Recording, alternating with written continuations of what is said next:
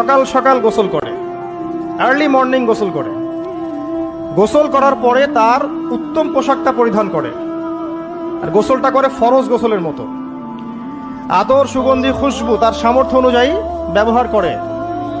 এরপরে পায়ে হেঁটে হেঁটে মসজিদে আসে, বাহনে চড়ে নয়, পায়ে হেঁটে হেঁটে।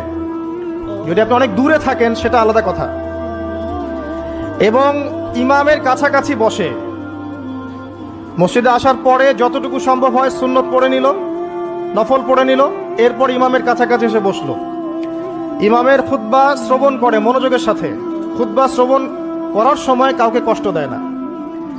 কাউকে কষ্ট দেয় না মানে হচ্ছে যে কেউ কথা বললে তাকে এতটুকু বলে না যে তুমি চুপ করো, কোনো কষ্ট দেয় না।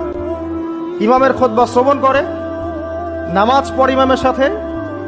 এই ব্যক্তির আমল নামায় নবী সাল্লাল্লাহু আলাইহি ওয়াসাল্লাম বলছেন যে প্রত্যেক পদক্ষেপের বিনিময়ে 1 বছরের নফল নামাজ আর 1 বছরের নফল রোজার নেকি লেখা হয়। জুমার এই সময়